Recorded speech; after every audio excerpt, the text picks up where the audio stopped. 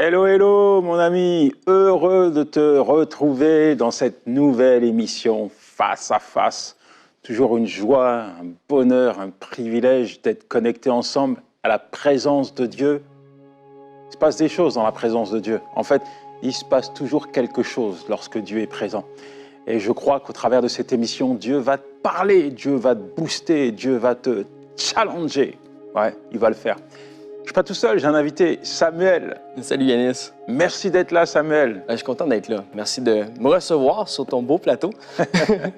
C'est cool, c'est vraiment cool. Tu peux te présenter pour que les gens puissent te découvrir un petit peu? Parfait. Ben écoute, moi je suis à la base fils d'évangéliste. J'ai été élevé dans une famille chrétienne. Dieu a poursuivi mon cœur jusqu'à l'âge de 16 ans où j'ai décidé vraiment de lui donner tout mon cœur et de le poursuivre. Puis c'était une belle aventure qui a commencé. Puis je sais que l'œuvre que Dieu a commencé en moi, il l'accomplit. Je suis marié avec Laure Gingras, qui fait partie justement des émissions de Paroles de femmes. Puis on est pasteur, on a 2 enfants, Siloé Heaven. Siloé, elle a 8 ans, c'est une fille de 8 ans et un garçon de 5 ans maintenant. Puis on sert Dieu de tout notre cœur. Ça fait maintenant, cette année, ça va faire 17 ans de ministère qu'on a à le servir localement et un peu partout. Waouh! Ouais. C'est beau tout ça. Oui, c'est cool. C'est vraiment cool. C'est divin. C'est divin. C'est divin. Puis on travaille ici à EMCI TV, puis on est heureux de le servir. Puis c'est juste une joie, un honneur de pouvoir se retrouver avec toi. Engagé à 100%, toi et ta famille, pour l'œuvre de Dieu. Pour l'œuvre de Dieu. Pour toi depuis 17 longues années. 17 longues années, c'est fou. Wow. J'aurais pas pensé vivre ça comme ça. C'est drôle parce qu'on va en parler, mais à l'âge de 10 ans, j'ai commencé à recevoir des paroles prophétiques, des paroles sur ma vie. Puis je fuyais Dieu à ce moment-là. Pas que je ne voulais pas vivre pour Dieu, c'est que pour moi, le ministère ou l'appel de Dieu, c'était quelque chose qui était réservé aux adultes. À mon père, j'ai été élevé dans une bonne maison. On était amené d'église en église, de semaine en semaine, où je le voyais enseigner, partager la bonne nouvelle. Je croyais en Dieu, mais c'est pas pour ça que moi, je vivais quelque chose avec Dieu. Donc, je recevais ces paroles-là, ils rentraient d'une oreille, puis ils ressortaient vite de l'autre. Parce que pour moi, je me disais, OK, Dieu, si c'est vraiment ce que tu as prévu pour moi, je vais le vivre, mais laisse-moi quelques années à vivre pour moi. Je le vivrai à 30 ans. Vive pour toi. Vive pour toi. Oui. Et maintenant, j'ai 32 ans. Et ça fait plus de 17 ans que je le sers de tout mon cœur. Et quand tu dis à Dieu, vive pour moi, ça veut dire quoi? Ça voulait dire... Je ne veux pas vivre pour toi, je veux vivre pour moi. La Bible nous dit que notre corps, c'est le temple du Saint-Esprit. Le Saint-Esprit vient nous habiter pour faire le ménage, pour nous nettoyer, pour nous rendre purs et saints. Et parfois, on évite le Saint-Esprit dans nos vies. On veut lui faire confiance, mais on lui fait confiance avec certaines pièces. Mais il y a des pièces qu'on ne lui réserve, en fait, qui sont réservées pour nous. Tu peux toucher à cette pièce-là, mais ne touche pas à ma sexualité. Ça m'appartient. Ne touche pas à mon couple. J'ai envie de vivre ce que moi, j'ai envie de vivre à tel moment. Et en ce moment, ceci m'est important pour moi. Donc, Saint-Esprit, prends ton temps. Je ne suis pas prêt à tout te donner.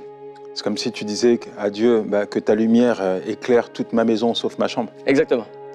Un peu ça? Un peu ça. Puis... D'ailleurs, tu as choisi un thème sur la sanctification. Oui. Bon, faut pas fuir. Hein, parce que je sais que dès qu'on prononce le mot sanctification, tout de suite, ça, c'est pas pour moi. Et puis on tourne le dos à ce que Dieu a à nous dire et parfois on passe à côté de l'essentiel. Il y a quelqu'un qui a dit « La sanctification te permettra de voir Dieu et la consécration permettra aux autres de voir Dieu en toi. » Qu'est-ce que tu penses de ça? Je pense que c'est essentiel. D'ailleurs, on ne peut pas parler de sanctification si on ne parle pas du Saint-Esprit. Moi, quand je pense à ma sanctification personnelle, c'est venu d'une expérience avec le Saint-Esprit. Fait qu'il faut s'abandonner à lui. Il veut être notre tout. Il est là pour nous donner la conviction que Jésus est mort, ressuscité et vivant. Mais une fois qu'on fait le choix de suivre Jésus, faut le suivre. Dieu n'est pas venu pour faire de nous juste des croyants, des chrétiens du dimanche matin, du vendredi soir, du mercredi soir, peu importe quand on a des réunions. Dieu veut qu'on le suive, qu'on soit des disciples. Et des disciples, ça suit Jésus. Ça veut dire qu'on le suit, on le poursuit. Et Jésus a utilisé 12 jeunes hommes. Il les a mis à part pendant 3 ans avec lui. Il leur a montré comment faire le ministère. Et ces 12 jeunes ont changé la terre par le message, la parole qu'ils ont reçue. Mais le Saint-Esprit, lorsqu'ils ont reçu le Saint-Esprit, ils ont reçu la puissance. Et le Saint-Esprit est puissant en nous.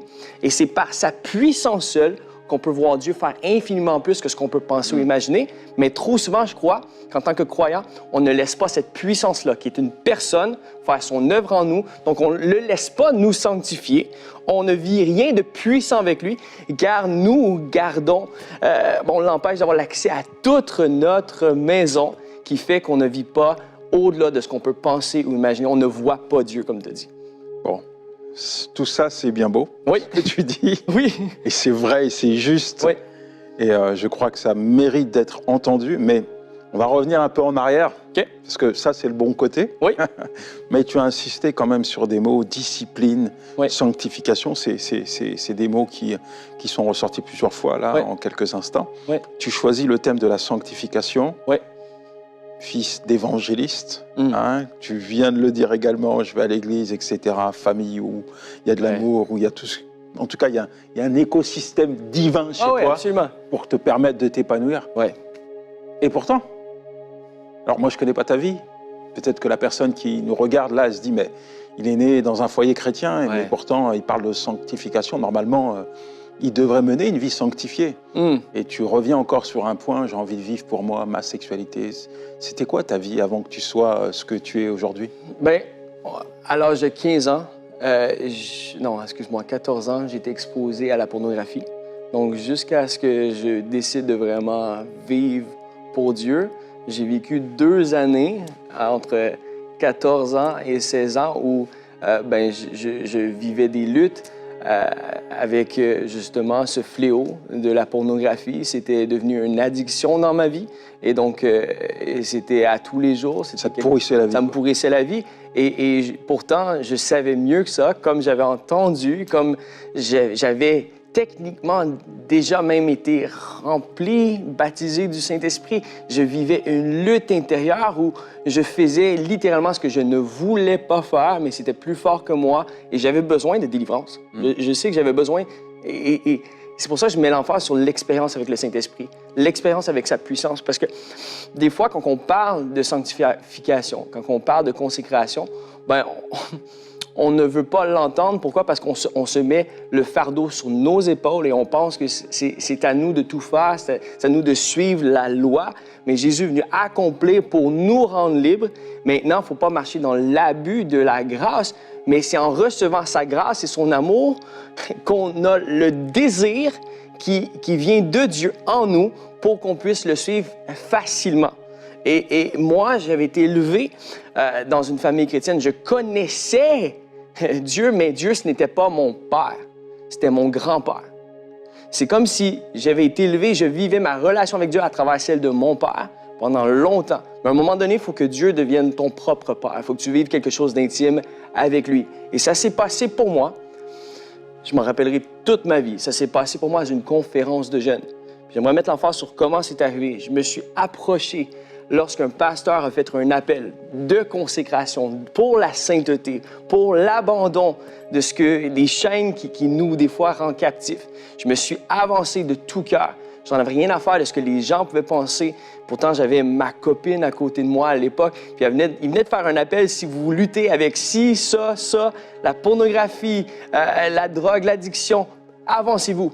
J'ai senti quelque chose en moi, dire, Samuel, peu importe quoi, t'avances, ne pense pas à ce que les autres vont penser. Et je me suis avancé. Et lorsque je me suis avancé, il y a un pasteur de jeunes d'à peu près 25 ans qui s'est approché de moi. Il m'a dit, écoute, je te regarde. Puis le Saint-Esprit m'a dit de venir te donner un câlin, de venir te faire un câlin. Ah, OK. Il dit, Dieu veut te donner l'amour du Père. Il veut te faire connaître l'amour du Père. Et donc, j'ai dit, OK, ben vas-y, j'en ai déjà eu des câlins de mon père. J'ai été élevé dans une bonne famille chrétienne. Je m'y attendais jamais.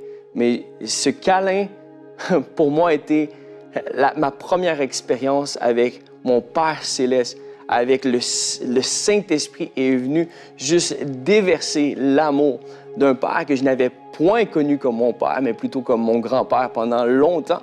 Et je me suis effondré. Je pensais que j'étais effondré pendant 5 minutes. J'étais convaincu que pour moi, il m'a pris dans ses bras, là, Yanis. Puis aussitôt qu'il m'a pris dans ses bras, j'ai vu noir. C'est comme si je me souviens plus de ce qui s'est passé. Mais j'étais rempli, je me suis mis à pleurer. Puis moi, je pensais que ça allait durer 5 minutes. Mais 5 minutes est devenu 1h30. J'étais le dernier à quitter la salle. Quand j'ai rouvert les yeux et j'ai eu conscience de ce qui s'était passé, j'étais encore dans les bras du jeune homme. Et j'ai été rempli, puis j'ai pleuré, je crois, tout ce que j'avais en moi. Et c'était littéralement comme ceci. C'était comme si Dieu a pris de l'eau. Mais dans ce verre-là, il y avait de la saleté. Mais il a continué de me remplir, et continué de me remplir, et continué de me remplir, jusqu'au point où tout ce qui était mauvais, tout ce qui était méchant, tout ce qui me rattachait à mes addictions, à mes pensées qui ne venaient pas de Dieu, ont débordé et j'ai été libéré. Et depuis, je n'ai plus jamais regardé de la pornographie. Ça a été instantané. À l'âge de 17 ans, j'ai été délivré. C'est vraiment magnifique. Aujourd'hui, on sait que le monde est confronté. On peut mettre en avant la jeunesse, mais les jeunes sont touchés par ce fléau, on le Absolument. sait. Oui. Il n'y a pas que les jeunes. Hommes et filles, tout le monde. Oui. Mais oui. Et on appelle, Ésaïe en parle, hein, le mal, le bien, et on change les ténèbres en lumière. Oui. Et on est submergé de certaines choses qui ne font que nous détruire. Oui. Qu'est-ce que tu dirais à un jeune qui se pose des questions, là, qui est lié par la pornographie, qui est lié par une attitude qui est complètement néfaste pour lui, peut-être qu'il instrumentalise son corps. Qu'est-ce que tu dirais à quelqu'un qui est dominé par ça? Ouais, je lui lirais 2 versets. Vite fait, dans 1 Corinthiens 6, au verset 18, ça dit « Fuyez l'impudicité ». Après ça, 2 Timothée 2, au verset 22, ça dit « Fuis les passions de la jeunesse et recherche la justice, recherche le caractère de Dieu, la foi, la charité, la paix, avec ceux qui invoquent le Seigneur d'un cœur pur. » Tu sais, je reviens sur ce que je viens de dire. Oui. Beaucoup de gens instrumentalisent leur corps. Mm. C'est-à-dire que quand tu pèches, Oui. tu méprises ton corps. Tu l'as dit, Oui. on est le temple du Saint-Esprit. Oui. Et tu en as beaucoup qui font n'importe quoi avec leur corps parce qu'ils ne se considèrent pas comme Dieu les considère. Et, ça, c'est bon. Mais c'est ça la vérité. Et quand tu permets au diable de venir s'essuyer les pieds sur toi, sur tes pensées, te salir, parce que ce qu'il utilise, ce qui paraît parfois beau, mais ce qui est sale en fait, la pornographie génère de la culpabilité, te rabaisse, brise l'estime que tu as de ta propre personne, t'amène à vivre, même dans un couple, une sexualité complètement débridée. Comment prendre conscience de sa réelle valeur? Comment apprendre à se voir sous le regard de Dieu? Comment apprendre à se respecter? Comment apprendre à honorer la bâtisse du Saint-Esprit que nous sommes? Je préfère référence à un témoignage parce que je pense personnel. Des fois, l'ennemi va essayer de nous ramener dans notre passé, puis ce qu'il va essayer de faire, c'est comment est-ce qu'il va faire ça, puis comment est-ce qu'il va réussir ça pour tellement de gens. C'est par la condamnation, par la culpabilité. Et puis, au final, ta culpabilité, ta condamnation, ce que tu vas te condamner et va faire en sorte que tu vas toujours revenir vers ce qui te hante et ce qui est là pour te garder à terre. Maintenant, la Bible dit ceci: l'homme juste tombe 7 fois et se relève. Mais l'homme méchant tombe et ne se relève pas. La bonne nouvelle, c'est que Dieu regarde au nombre de fois qu'on se lève et nous, parfois, lorsqu'on est tombé, on reste par terre car on pense qu'on est condamné, qu'on est méchant. Mais Dieu nous appelle saints. Et pourtant, le mot saint, ça peut être un mot qui fait peur à plusieurs choses. Pourquoi? Parce que quand on parle de sainteté, on parle de Dieu. Dieu est 3 fois saint. Mais maintenant, Dieu nous a rendus saints en Jésus-Christ. Donc, la première chose, je pense, ce serait de reconnaître qu'on est saint en lui. Il faut reconnaître notre vraie identité de fils et de filles. Si on reconnaît qu'on est des fils et des filles du Dieu très haut et qu'on est saint, moi, je me souviendrai toujours, à un moment donné, j'étais en train de chanter un chant, j'écris de la musique, je chante, et le chant que je chantais, il disait « Tu es saint, Seigneur ». Puis, je me suis vu en train de dire à Dieu, mais moi, je ne suis pas digne de te chanter ça. Et automatiquement, lorsque j'ai chanté ça, lorsque j'ai dit ça à Dieu, le Saint-Esprit m'a dit, oh, tu ne dis pas la bonne affaire. T'es digne parce que je t'ai sanctifié et lorsque moi je te vois pas tel que toi tu te vois. Je vois mon Fils Jésus-Christ. Parce que Dieu nous a placés en Dieu. Puis c'est quoi qu'il a donné à son Fils? Il a donné toute l'affection. Dieu le Père a donné toute son affection dans son Fils. Et toute cette affection-là, on l'a. Mais des fois, ce qui se passe, c'est qu'on s'enchaîne, on retourne vers nos vieilles manies parce qu'on ne sait pas mieux faire parce qu'on se condamne nous-mêmes. Au yo-yo spirituel. Exactement. Un jour en haut, un jour en bas. Un jour en haut, un jour en bas. En fait, comme toi, c'est une prise de conscience, je pense. Ouais. Une prise de conscience. Il faut être renouvelé dans notre intelligence. Quand tu es dans une prison, en promenade, tout le monde parle de liberté. Tout le monde parle de liberté. Et il y a peut-être des gens qui nous regardent.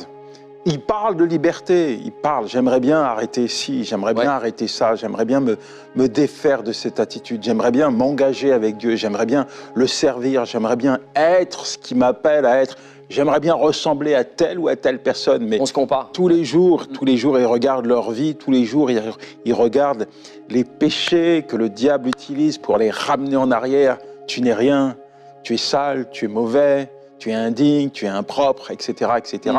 Tu n'es qu'un vulgaire pécheur. Et moi, je veux te dire, à la croix, Jésus-Christ t'a libéré. Il a libéré les captifs. Alors, simplement, si tu es dans une prison, là, dis-toi que la porte, elle est ouverte. C'est pas toi qui as ouvert la porte. C'est pas le diable qui t'a ouvert la porte. C'est Jésus-Christ lui-même qui t'a ouvert la porte.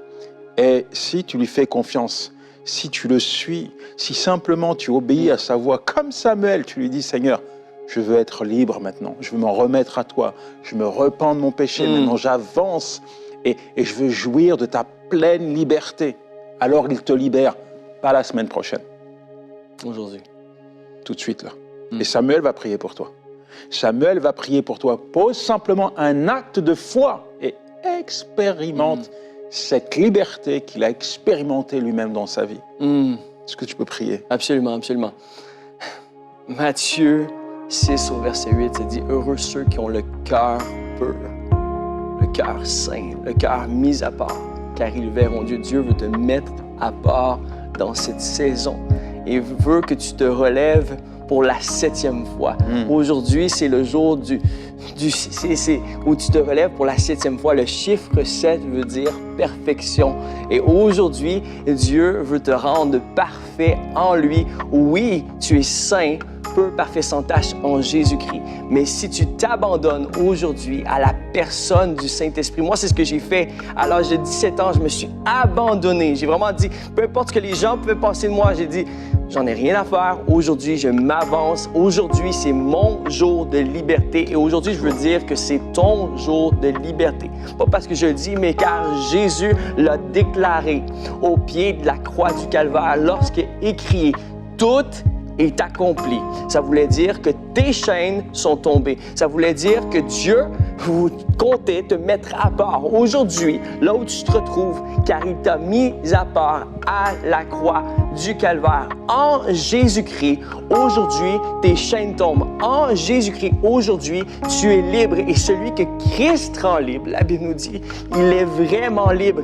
Et donc aujourd'hui, vraiment, Dieu, je te remercie, car tu nous donnes l'opportunité de goûter à ta présence.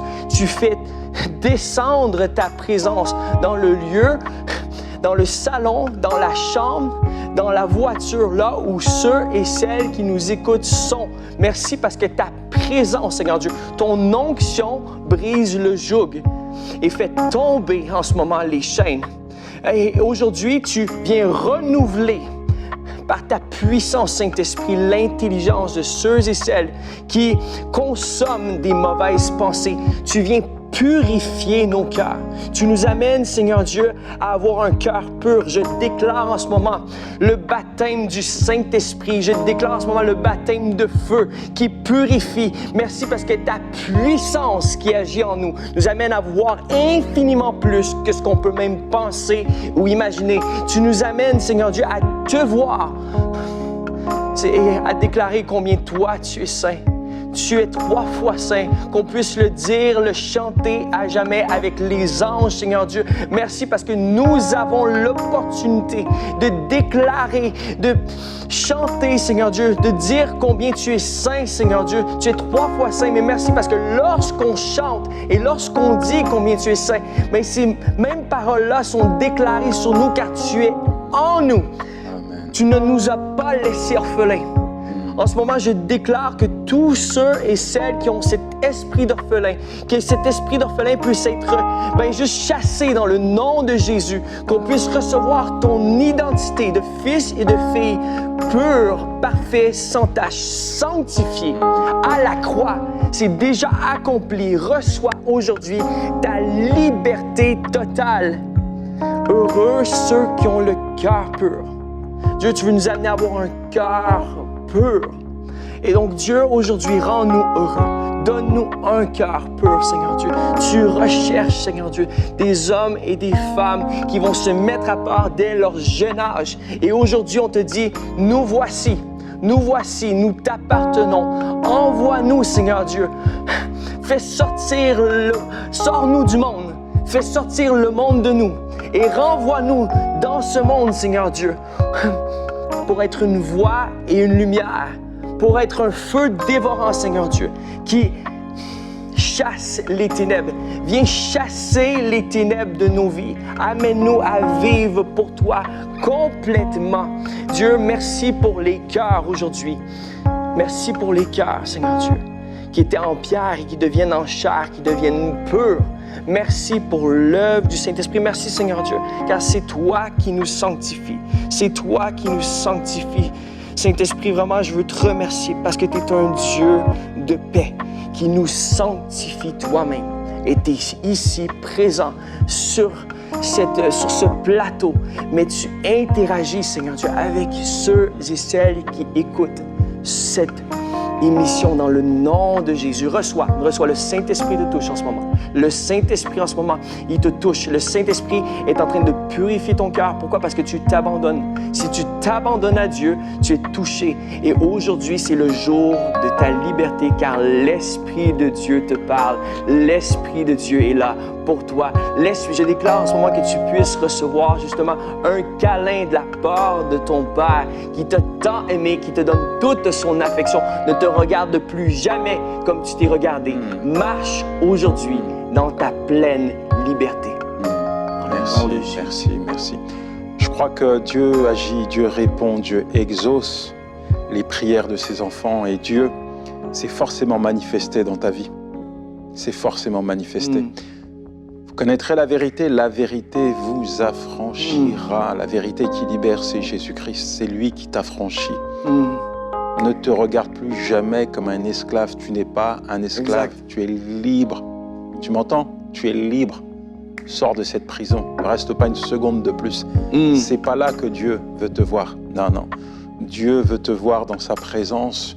Dieu veut te voir le louer, l'adorer. Dieu ne veut pas te voir pleurer. Dieu ne veut pas te voir vivre, évoluer sous un joug ou comme un esclave. C'est pas le plan de Dieu. Il veut que tu sois libre. Il y a une personne qui sortait de la drogue. Un jour, elle rentre dans une église, elle expérimente la puissance de Dieu, confie sa vie à Jésus. Mais tu sais, il consommait du crack et le crack, c'est quasiment impossible de s'en sortir. Mais il avait le désir de vivre pour Dieu, mais il y avait ces luttes intérieures, ces combats-là. Puis il y a le corps, la chair qui réclame la drogue. Et il disait tous les jours, il faisait la même prière. Tous les jours, il se mettait à genoux, il élevait la voix vers Dieu et disait « Seigneur, garde-moi de la tentation. Garde-moi dans ta présence. Ouais. Garde-moi de la tentation. Garde-moi dans ta présence. » Il y a peut-être un conseil que tu vas donner à quelqu'un parce que moi je crois que Dieu vient de te libérer. Je crois que alors que tu as fait cette prière avec Samuel, alors que tu as reçu la parole de Dieu, tu as été libéré. Si tu as un conseil, une clé que toi-même tu as appliquée pour rester dans la présence de Dieu et ne pas retourner en arrière, ça serait laquelle? Je répondrai avec un verset. Okay? Dans Jacques 4, verset 8, ça dit « Approchez-vous de Dieu, et il s'approchera de vous. » Ça dit « Nettoyez vos mains, pécheurs, purifiez vos cœurs, hommes irrésolus. » Dieu nous appelle à la sanctification. Dieu t'appelle à la sanctification aujourd'hui, mais il faut que tu réponds. Le téléphone sonne, tu as reçu un texto de la part de Dieu. Ne mets pas ton téléphone de côté. Réponds tout de suite. C'est un appel. Et cet appel-là, c'est un appel à l'obéissance. L'obéissance vaut mieux que tous les sacrifices. Aujourd'hui, Dieu veut que tu t'approches de lui. Je crois que ce qui fait qu'on développe des désirs qui sont les désirs de Dieu dans nos vies, c'est qu'on passe du temps avec lui. Si on passe du temps avec Dieu, on va devenir intime avec lui. Pour moi, c'est facile pour moi d'aimer ma femme. Pourquoi? Puis d'avoir dit oui à elle parce que je l'aimais. J'ai reçu son amour, elle a reçu mon amour.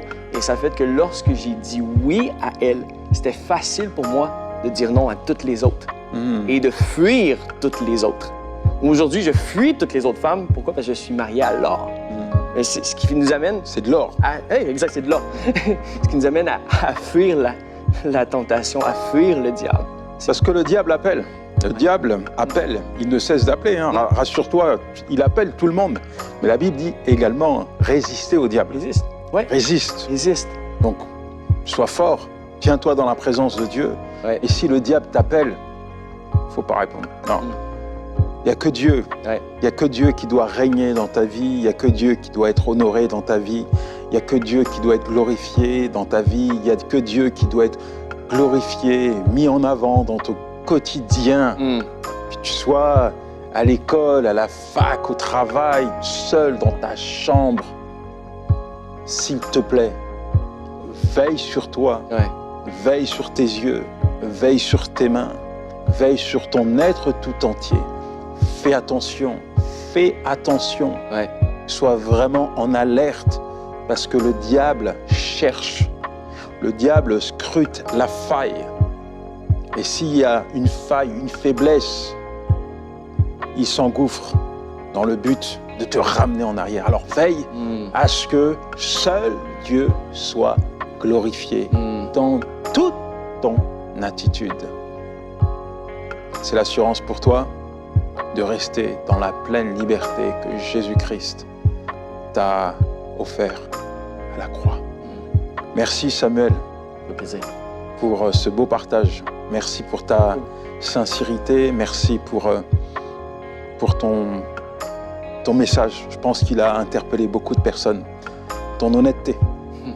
Parce qu'on s'imagine parfois que tout est parfait. Mais derrière une personne, il y a souvent des histoires. Et les histoires, elles ne sont pas toujours belles au début, mais elles se terminent bien avec Dieu. Ouais. Et tu en es la preuve vivante. Tu es la preuve également que dès très jeune, tu portes bien ton nom. On peut servir Dieu. Absolument, il ne faut pas attendre. Que Dieu te bénisse, mon ami. Garde ce que tu as reçu, le bon dépôt de la part de Dieu, là maintenant, garde-le. Et si tu as regardé cette émission sur la chaîne YouTube, n'oublie pas de t'abonner. Tu t'abonnes. Si tu l'as regardé à la télé, comme d'habitude, n'oublie pas que la semaine prochaine, il y a une nouvelle émission Face à Face. Alors tu invites un maximum de personnes afin que tout le monde puisse regarder face à face et recevoir un message divin de la part de Dieu. Si là, tu as expérimenté quelque chose de la part de Dieu, une liberté, une délivrance, envoie ton témoignage. Allez, ciao.